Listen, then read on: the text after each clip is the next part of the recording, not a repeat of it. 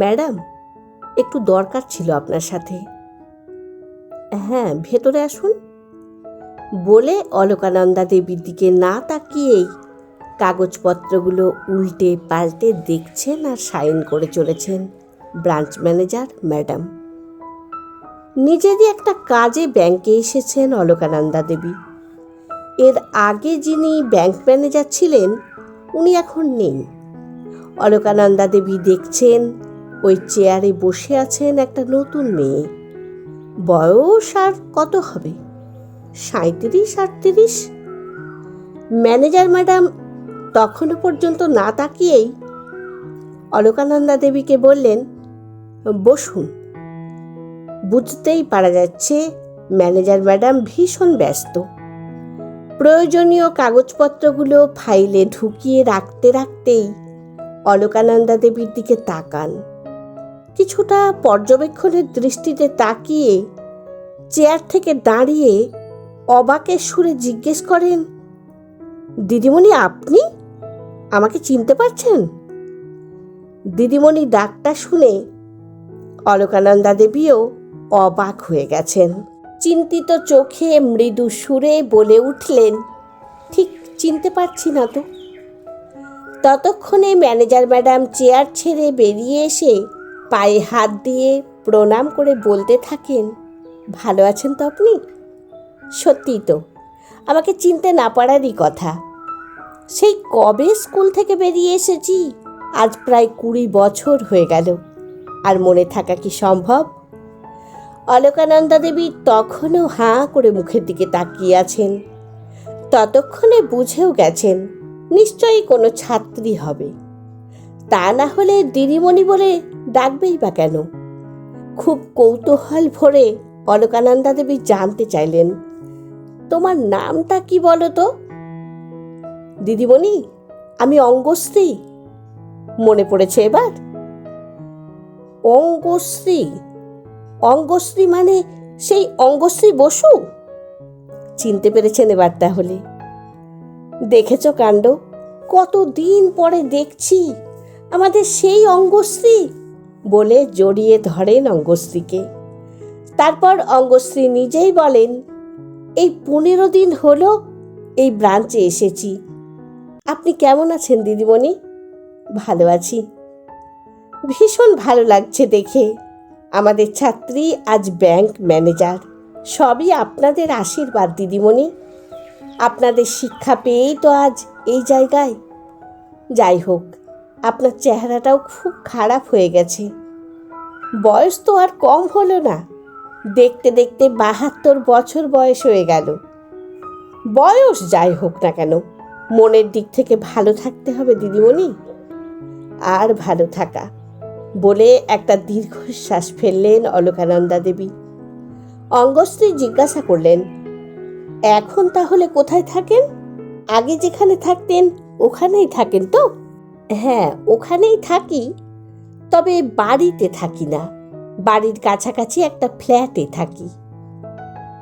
আপনার তো অনেক বড় বাড়ি ছিল দিদিমণি, তা বাড়ি ছেড়ে ফ্ল্যাটে কেন?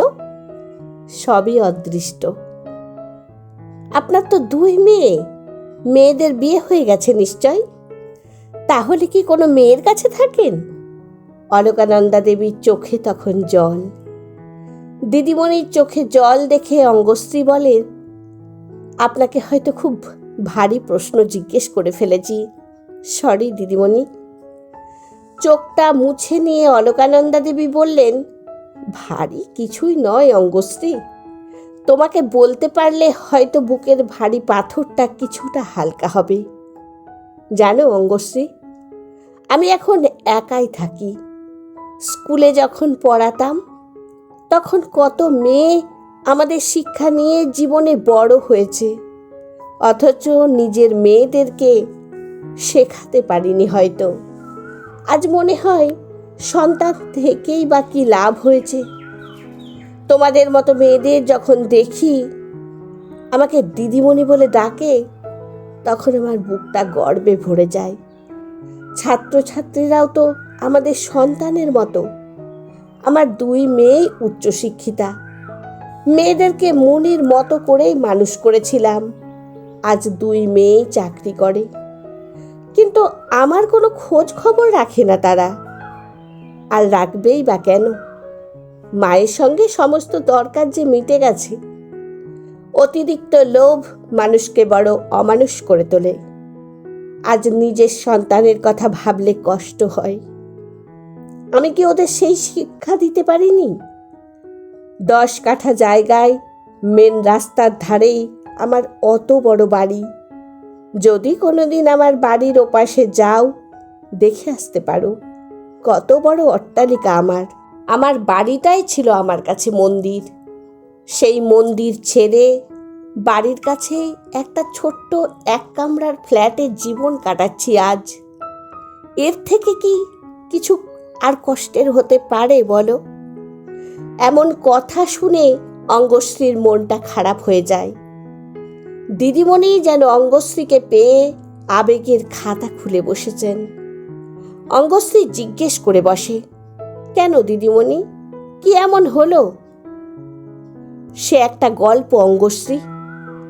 আমার হাজব্যান্ড মারা গেলেন আমার রিটায়ার করার পর। ততদিনে আমার 2 মেয়েরই বিয়ে হয়ে গেছে। ভালো চাকরি করত আমার হাজব্যান্ড। এদিকে 2 মেয়েই চাকরি করে এবং অবস্থাপন্ন ঘরে বিয়েও হয়েছে। হাজব্যান্ড মারা যাওয়ার পর থেকে আমিও ভীষণ একা হয়ে গেলাম। মেয়েদেরকে বলতাম, মাঝে মাঝে তোদের কাছে নিয়ে চল, তোদের কাছে থাকতে খুব মন চায়, বাড়িতে খুব একা লাগে। কিন্তু 2 মেয়েই কোনো দিনও চায়নি তাদের কাছে নিয়ে যেতে। বাড়িতে যদিও কাজের লোকজন ছিল, তবুও নিজের সন্তানকে কাছ থেকে দেখার মতো সুখ কি আর আছে? না, ওরা যেমন নিয়েও যেতে চায়নি, তেমনি একটি বারের জন্য দেখতেও আসতো না আমাকে। এ বড় কষ্টের জীবন। এভাবে বেশ কদিন কাটলো। তারপর একদিন হঠাৎ করে 2 মেয়েই হাজির বাড়িতে। আমাকে বলল, মা, তোমাকে আর এ বাড়িতে থাকতে হবে না এত কষ্ট করে, এখান থেকে চলো। আমাদের দুজনের বাড়িতে থাকবে কিছুদিন করে, কারণ তোমার বয়স হচ্ছে, আর এভাবে একা একা থাকাটা ঠিক নয়। শরীর খারাপ করলে কে দেখবে বলো তো? মেয়েদের কথা মতো আমিও চলে যাই মেয়েদের বাড়িতে।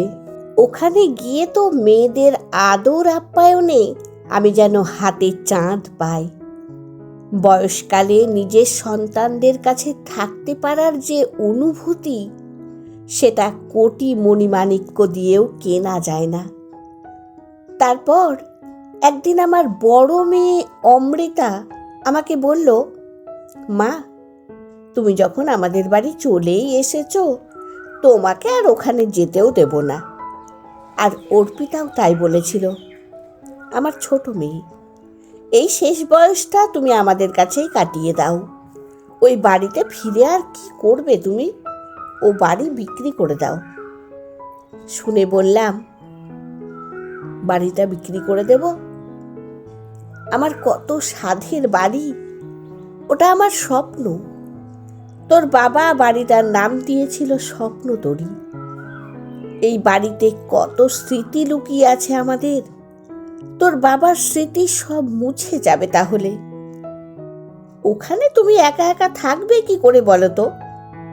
আমরা মেয়ে হয়ে পারি কি করে তোমাকে ওখানে রাখতে? না মা, তুমি এখানে যে আনন্দে আছো সেটা ওখানে পাবে তো?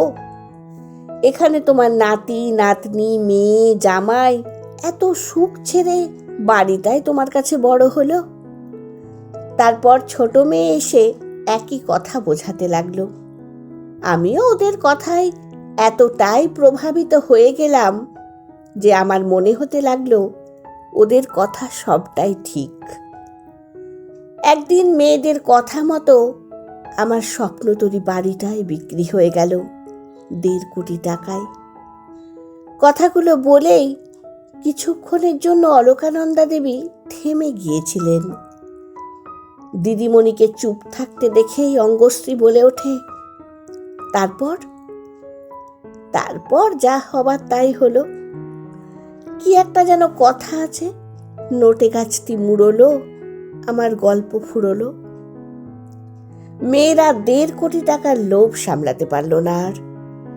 1.5 কোটি টাকার মধ্যে 65 লক্ষ করে ভাগাভাগি হয়ে গেল 2 মেয়ের মধ্যে, আর বাকি 20 লক্ষ টাকার মধ্যে 5 লক্ষ টাকা আমাকে দিয়ে বাকি 15 লক্ষ টাকা দিয়ে আমার বাড়ির সামনে 1 কামরার ফ্ল্যাট কিনে দিয়ে একদিন আমাকে রেখে চলে গেল 2 মেয়ে। সেই থেকেই আমি একাই ফ্ল্যাটে থাকি। কি বলছেন দিদিমণি এসব? আমি কিছুই বিশ্বাস করতে পারছি না। হ্যাঁ, নিজের মেয়েরা এসব করেছে আমার সাথে। এর থেকে লজ্জার কি হতে পারে বলো তো? চারিদিকে শুনি অনেক ছেলে বাবা মায়ের সাথে খারাপ ব্যবহার করে। আজ মনে হয়, আজ যদি আমার একটা ছেলে থাকতো, আমায় না দেখলেও বাড়িটা অন্তত বিক্রি করে দিত না। চোখের সামনে আমার স্বপ্ন বিক্রি হয়ে গেল 2 মেয়ের লোভের জন্য। ভীষণ খারাপ লাগে। আজ নিজের ঘুপচি ফ্ল্যাট থেকে বেরিয়ে চোখের সামনে নিজের স্বপ্ন তরিটা যখন অন্য লোকের বাড়ি বলে দেখি, তখন বুকটা ফেটে যায়। আমার জীবনে এটা যে কত বড় কষ্ট, সেটা বলে বোঝাবার ভাষা নেই। তবে বাড়িটা হয়তো আজ আমার নেই, কিন্তু প্রতিদিন একবার করে যে নিজের চোখে দেখতে পাই, এতেই শান্তি আমার। তুমি হয়তো বলবে, বড় প্রপার্টি মেয়েদের হাতে ছেড়ে দিলেন কেন? নিজের মেয়ে তো। নিজের মেয়েদের বিশ্বাস না করলে কাকে বিশ্বাস করব অঙ্গশ্রী? দিদিমণি, এটা আমি বিশ্বাস করতে পারছি না। আপনার নিজের মেয়েরা এটা পারলো কি করে? আপনার মতো এমন ভালো মানুষ, স্কুলে প্রত্যেকটি মেয়ের কাছে আপনি ছিলেন প্রিয় দিদিমণি, আর আপনার সাথে এটা হলো? আপনি ভালো থাকবেন এই প্রার্থনা করি। যাক, আপনার দরকারটা বলুন। দিদিমণি দরকারি কাজটা করে দিয়ে অঙ্গশ্রী দিদিমণি অলকানন্দা দেবীকে বলেন, দরকার পড়লে ফোন করবেন দিদিমণি, আমার নাম্বারটা রাখুন। নাম্বারটা নিয়ে চেয়ার ছেড়ে উঠে দাঁড়ান অলকানন্দা দেবী। তারপর বলেন, সবই ভাগ্য। তবে ওই রকম মেয়েদের সাথে আমিও আর যোগাযোগ রাখিনি। আমার টাকা পয়সা, এমনকি আমার ফ্ল্যাটটা পর্যন্ত, যাবতীয় সম্পত্তি যা আছে আর কি, আমি গরিব অসহায় মানুষদের জন্য দান করে যাব। সেইভাবে আমি সব ব্যবস্থাও করে রেখেছি এবং নিজেও এনজিওর সাথে যুক্ত হয়েছি। অন্তত মৃত্যুর পরেও কিছুটা হলেও হৃদয় জুড়োতে পারব। কলমে সরজিৎ ঘোষ, কণ্ঠে সোনালী। বন্ধুরা, আমার গল্প পাঠ যদি ভালো লেগে থাকে তাহলে প্লিজ লাইক, কমেন্ট ও শেয়ার করে দেবেন। আর আমার চ্যানেলের নতুন বন্ধু হলে অবশ্যই সাবস্ক্রাইব করে সঙ্গে থাকবেন আশা রাখছি। ধন্যবাদ। ভালো থাকবেন, সুস্থ থাকবেন।